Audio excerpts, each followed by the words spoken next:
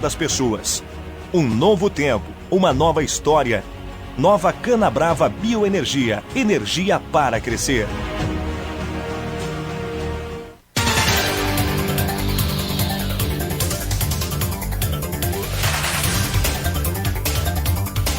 Oito horas 17 minutos, Folha FM, a rádio que toca você.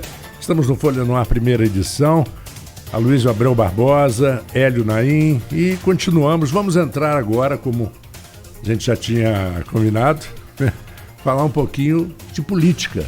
Falamos de governo, vamos falar um pouquinho de política. Afinal... tá no sangue, né? Tá no sangue. Elinho, só registrar aqui a Lúcia Santos de Abreu se manifestando aqui na página do programa no Facebook. Quer dizer, opiniões, está aberto quem quiser se manifestar aqui, mas é uma opinião forte. Eu acho que ela está falando dos servidores, né? Não conseguem, não querem aprender. Que bom, que fique bem claro. Eles se negam e falam em alto e bom tom que são concursados. Tipo, daqui não saio, daqui ninguém me tira. É a opinião aí da ouvinte, né?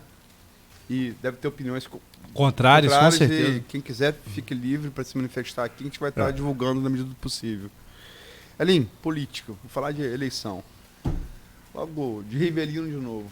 Barra deu no peito. Você é pré-candidato a vereador? Sim. Partido?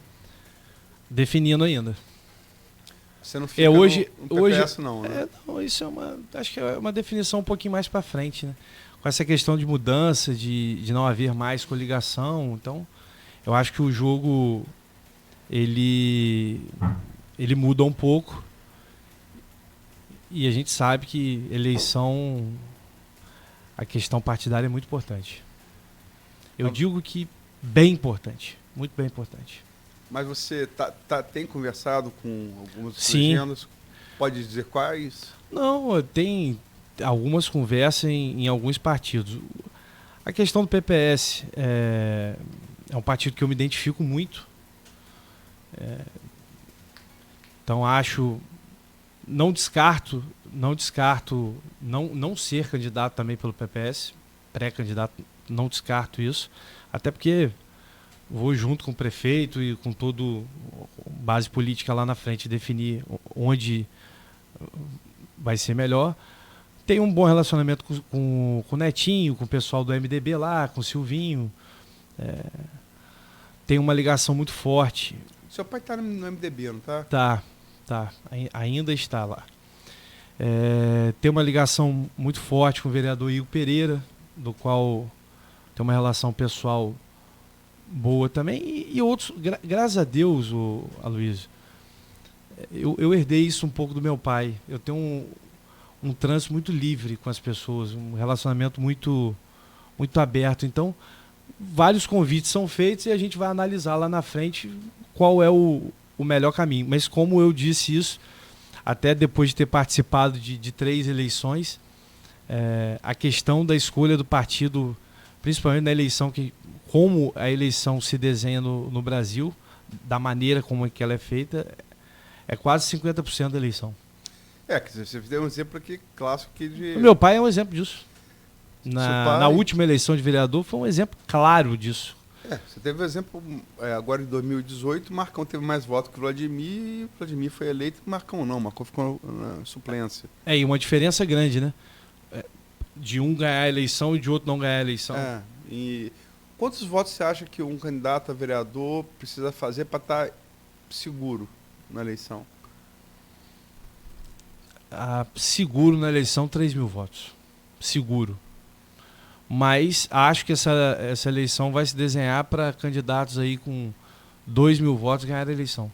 Não vai ser surpresa para mim de você ter um bom número de vereadores eleitos com 2.000 votos. Qual seria esse objetivo em termos de votação? Rapaz, isso é muito relativo. Rapaz, essa é uma Rivelino. Essa é uma Rivelino, como você diz. Rapaz, eu tenho como é que se diz? Uma responsabilidade diferente de outros pré-candidatos. Eu digo isso Seu pai. Pelo histórico, etc. Então, essa aí eu vou me esquivar. Essa eu não posso te dizer um número porque seria leviano da minha parte, porque eu, como tudo na minha vida, eu vou ser pré-candidato para ganhar a eleição. Você quer estar no mínimo ter esses 3 mil para... Eu quero estar seguro. Eu quero estar seguro. Eu quero estar seguro, mas tenho como um dos principais objetivos também ajudar na questão da majoritária, porque para mim isso é importantíssimo também. Então, Anísio, você falou que aqui eu te conheço, né, há algum tempo e sei que isso é verdade. Seu pai é um sujeito agregador, ser uma pessoa que sempre manteve pontes, mesmo na oposição, quando a oposição é uma pessoa muito aberta ao diálogo, de fato seu pai é uma pessoa que, com o tempo, uma convivência como jornalista, né? Na primeira vez que eu conheci seu pai melhor, a gente foi para Cataguases, aquele acidente de Cataguases que jogou lixívia negra, o maior acidente da história de água fluvial do mundo. Fomos eu, seu pai, Sidney Salgado, que era secretário de Wilson, ele é presidente da Câmara, Marcelo Lesso, piloto, João Marcelo, fotógrafo, e Adriano, delegado federal. Eu nunca tinha voado de helicóptero, pô. E é um negócio que eu não desejo pra ninguém. Eu passei mal a viagem inteira. E o pessoal ficava... Se ele vomitar, ele vai vomitar pra que lado? O pessoal ficava... E aí, seu pai é muito brincalhão, fomos conversando. Você tem esse lado dele. E você tem uma relação de parentesco e de amizade também. Inclusive, já foram parceiros profissionais em eventos com o Vladimir. Vladimir também é um dos principais atores aí do cenário que está se pintando no tabuleiro para 2020, né? Talvez seja o principal adversário posto para a eleição de Rafael. Como é que você ficaria nisso? Pela amizade, pela parceria que você tem com o Vladimir? Eu ouço essa pergunta quase que todos os dias, na rua, o tempo todo. A primeira coisa que eu aprendi do meu pai é que a gente tem adversários políticos.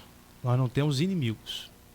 E diga-se passagem, um dos grandes fatos que houve o rompimento do meu pai com o garotinho é esse. Esse foi um dos, né? Fora outros devaneios da cabeça dele, mas esse foi um dos que mais é a mistura de ser submisso e você ser leal, mas ter uma opinião contrária e falar dessa opinião contrária. Então esse foi o primeiro. Em relação a Vladimir, eu não escondo isso a ninguém, é meu primo. Sempre desejei de que tenha as suas pretensões e que realize isso de maneira com que ele consiga. Torço e quero o bem dele, jamais vou dizer isso.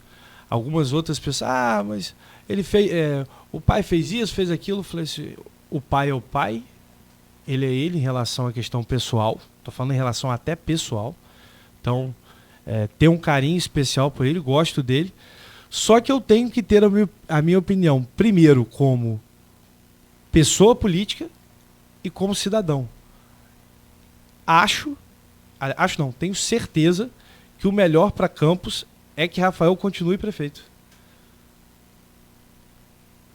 Então, eu não posso misturar o meu lado pessoal com o meu lado profissional. O meu lado profissional e pessoal, porque não deixa de ser político, também é uma questão pessoal.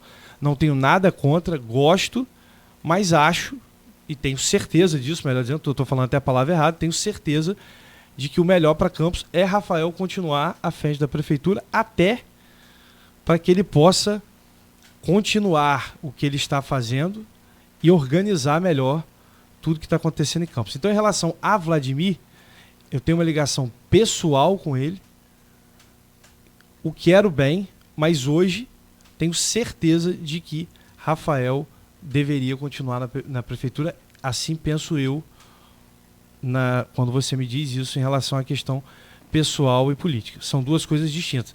Ele é um adversário político e não um inimigo. E não vai ser. Da minha parte, nunca vai ser. Porque quando a gente fala de Vladimir, ele tem feito mandato, tem pleitos que ele tá correndo atrás, tem trazido recursos junto com o governo do estado para a saúde, também no governo federal, né? E esse projeto dele do semiárido é uma coisa muito importante, é um pleito. Antigo. Eu sempre digo isso. Antigo. Não, porque isso eu acompanhava meu pai em reportagem, me levava. Isso é um pleito desde os anos 70 do século passado. Uhum. Década de 70. É um pleito. E você sabe que eu teve aqui ontem no Folha Rural o Edson Faz, que é um técnico, inclusive da Codenca, né, desse consórcio, falando que as primeiras manifestações, e ele citou teu pai também nos anos 60, foi nos anos 50, já de modificação do clima. Eu sei, mas como eu sou de 72... Claro, a gente sabe. Mas eu me lembro de ouvir isso, assim, criança nos anos 70, pessoas que... Aquela coisa, eu sempre gostei de ficar atento no que estava falando. Doutor Evaldo Nojosa, eu lembro de estar falando isso com o Aloysio, com outras pessoas, Geraldo Coutinho, pessoas que não estão mais aqui, né? Mas falando assim, de maneira muito... E é um projeto que ele está importante, quer dizer, vai beneficiar, se sair, com acesso à linha de crédito para produtores rurais de 22 municípios do Norte e Noroeste Fluminense, não é pouca coisa. Mas ele tem sempre a sombra do pai ali. E talvez seja o seu maior percalço político. Não digo nem político, mas eleitoral. Garantido tem uma rejeição tremenda em Campos, todo mundo sabe disso. Né? Você acha que numa eventual eleição de Vladimir, qual seria o papel de Garotinho no governo de Vladimir? Rapaz, é uma pergunta difícil porque da cabeça dele é complicado, porque cada dia ele pensa uma coisa. Cabeça de quem? De Garotinho. É inevitável a influência do pai. Existe, a influência, ela existe.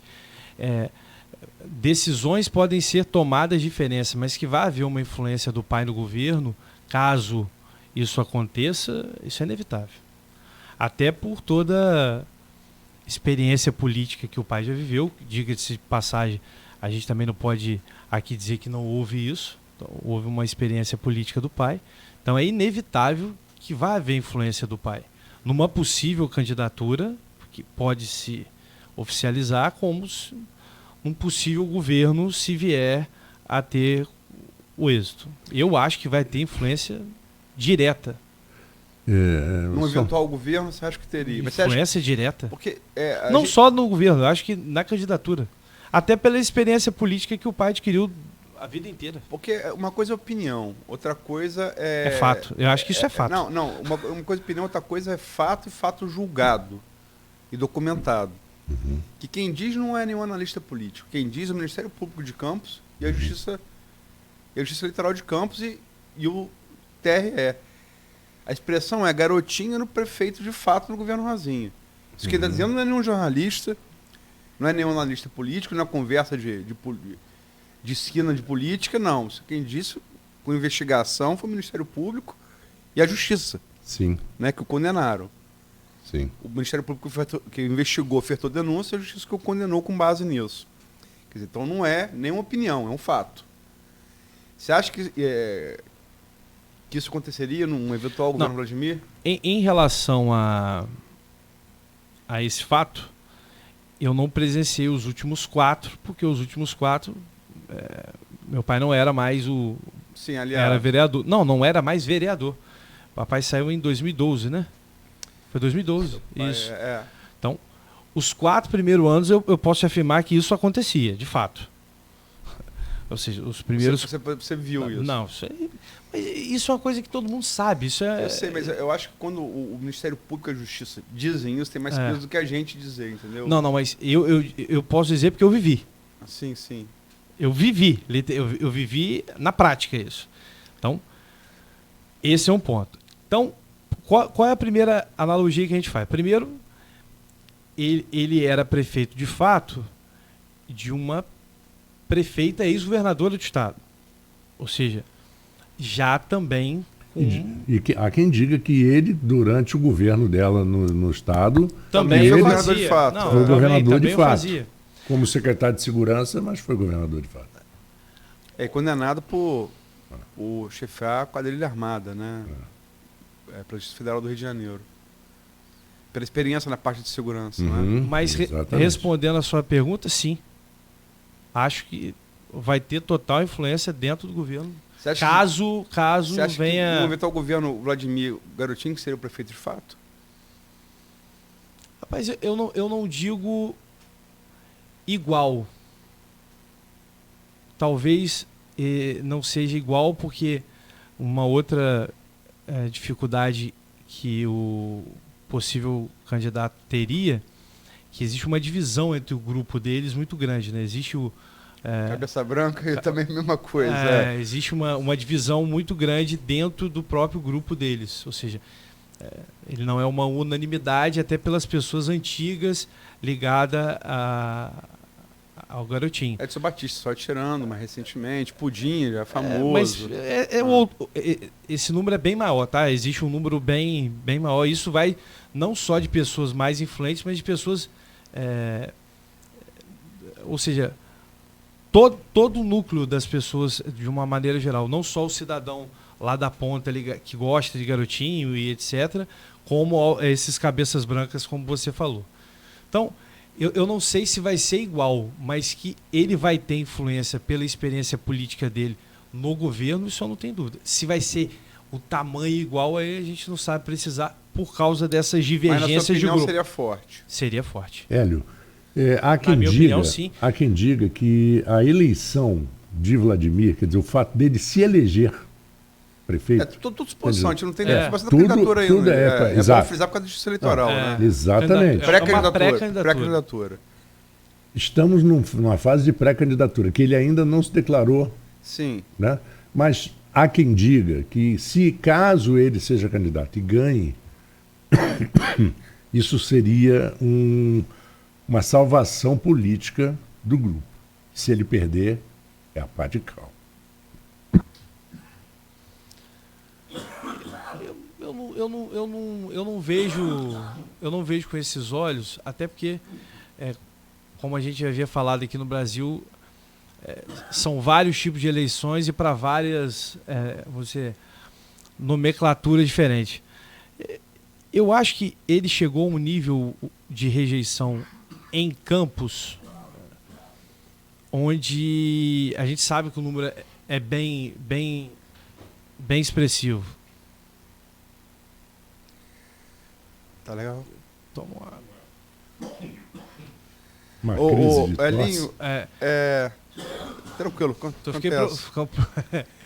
Mas a gente falou de Vladimir, né? Um discurso que Gil bate muito, que também é pré-candidato, é que todo mundo é filho de alguém. Rodrigo é filho de Rafael é filho de neto de Zezé Barbosa, filho de Sérgio, que Rodrigo Bacelar, que é outro pré-candidato posto, é filho de Marco Bacelar. E você ainda não fala que você é pré-candidato a prefeito, você não falaria de você também, que você é filho de Nelson. Que... É até bom essa pergunta. Que Caia é filho de Arnaldo de Ilsa, né? Você analisou, logicamente, que você conhece mais de perto, porque você... Família, você participou do grupo, como você falou, do primeiro governo ali, até ver o rastro do seu pai com o seu tio, né? Esse negócio do seu pai e seu tio é a coisa mais engraçada que eu já ouvi, cara. Eu lembro, Marco Bacelar, da Câmara. Aí, como é que você dormia com esse camarada no mesmo quarto? Seu Chuck. Como é que você dormia? Marco Bacelar, essa... Figuraça. Criou a figura do Chuck, né? Aqui em Câmara, mas enfim. A gente analisou, você analisou o Vladimir, que você conhece muito de perto, mas como é que você acha que seria, que também pinta como pré-candidato também, e aí correndo por fora aí, o papel que Arnaldo, se mantiver, se for candidato, Caio for candidato, se mantiver o apoio a ele, porque tem que lembrar, não é nenhuma especulação, em e 16 ele retirou o apoio ao Pudim, e isso foi fundamental naquela eleição, né? Mas que apoio o Arnaldo se mantiver, que papel o Arnaldo se mantiver o apoio e Caio for candidato e Ilson Viana teriam no governo Caio? Só um adendozinho sobre o que você estava falando. Primeiro, eu acho isso uma grande bobeira qualquer, não digo nem pré-candidato, qualquer cidadão dizer que você querer julgar uma pessoa pela outra. Então quer dizer que o filho de fulano não pode ter competência para exercer uma outra função só porque ele é filho de fulano. Eu acho isso uma das maiores baboseiras que tem. Só dando a opinião em relação a isso. Eu acho que a gente não tem que ser julgado por nada. A gente tem que julgar pelo que a gente é e pelo que a gente pode fazer e pode exercer naquela função que a gente está disposto a querer executar. Eu acho que igual, tanto o Ilsa quanto o Arnaldo. Eu acho que os dois vão ter, supondo, né, caso haja algum tipo de vitória do então pré-candidato Caio Viana, total influência também dentro do governo. Não só Arnaldo, como Ilsa também. Ilsa é uma pessoa extremamente ligada a Caio, uma pessoa do qual eu não tenho nenhum tipo de problema, pelo contrário, uma pessoa que me dou super bem, mas ela certamente terá, junto com o Arnaldo, influência também no possível governo, caso isso aconteça. Você acha que... Eu estou analisando agora a política porque a gente falou bastante do governo Rafael, falando que se confirmar as candidaturas de Vladimir e Caio, o pulo do gato de uma candidatura e de outra, na de Caio é esconder Ilse, na de Vladimir esconder Garotinho? Porque são a fonte das rejeições maiores que eles poderiam ter? Eu acho que é isso que vai acontecer. Eu não estou dizendo que é ou que não é. Eu acho que é o que vai acontecer. Durante a candidatura. Mas não, eu acho que após Caio, o governo... De Caio em relação a isso já está acontecendo.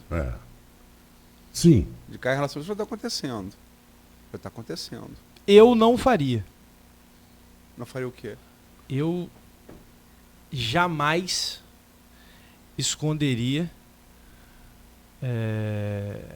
um pai ou uma mãe para conseguir qualquer tipo de vitória. Jamais. Eu não faria. Mas acho que isso vai acontecer. Mas Rosinha, entendo a parte que você está falando, a parte não, eu estou falando pessoal. Mas vamos lembrar que política é resultado, é bola na rede, como fala o futebol. E Rosinha só venceu o Arnaldo em 2008 porque escondeu o Garotinho.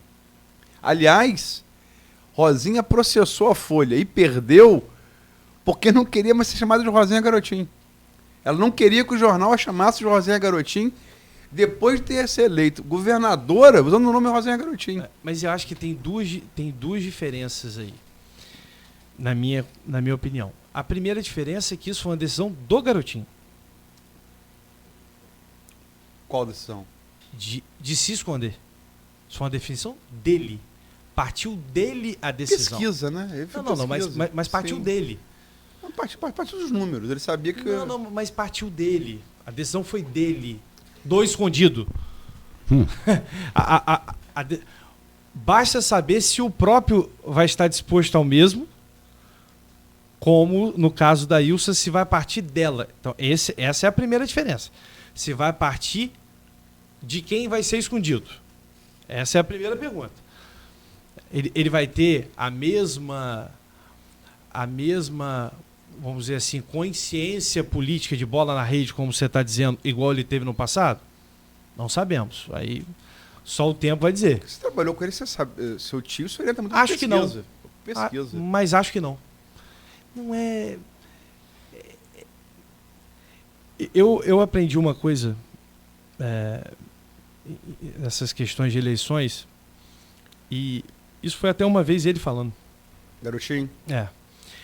E ele já deve ter falado isso. Garotinho e tio, só curiosidade. De quem? Garotinho você... Não, quando eu encontro eu chamo de tio. Cumprimento, chamo de tio. É meu tio. Sim. É lógico. Não, é só curiosidade. curiosidade. Não tem não vejo há mais de anos. Eu acho que, salvo engano, a última vez que eu o vi foi no enterro de do nosso querido amigo Jorge Luiz, que faleceu esse ano. Foi a última vez que eu o vi. Mas respondendo essa questão, existe o ganhar ganhando, perder perdendo e o ganhar perdendo. Ele falou isso uma vez. Ele ganhou ganhando com Rosinha, ele perdeu perdendo com Pudim e ele ganhou perdendo com Cabral. Foram Tá bem. Bem explicado.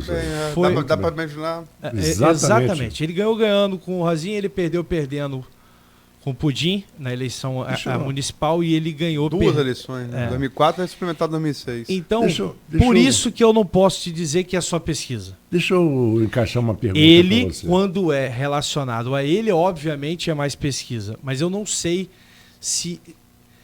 Eu não sei como está a cabeça hoje para dizer se ele ou Wilson eles vão querer se esconder. Isso aí a gente não, eu não posso saber. Por isso a diferença. É o que vai acontecer. Agora, se vai ser por parte deles, eu não sei. Mas uma coisa você concorda, que mesmo que se escondam na campanha, nos governos não vão se esconder de maneira nenhuma. Né? Isso é inevitável. Mas deixa eu encaixar uma perguntinha, né? Até pela experiência política vão aparecer. E depois dessa perguntinha, aí eu peço a Luiz para fazer a finalizada do programa. O que você acha que hoje é mais forte em Garotinho? A experiência e consciência política ou o ego político? Eu já disse isso. O outro, eu já disse isso. Vai demorar para nascer bastante tempo. Mas se perdeu. Se perdeu no ego, se perdeu na... Não sei se... Acho que a palavra é poder. Ele se perdeu. Então, respondendo a sua pergunta, o ego. Eu acho que... se eu falo isso daqui, quer dizer, eu gosto muito de história. E sempre tento imaginar como os pósteres vão nos ver. Que a gente sempre vai se ver de maneira... favorável a gente. Como é que vão nos ver daqui a 100 anos, daqui a 200 anos, com base na visão que a gente faz do que passou.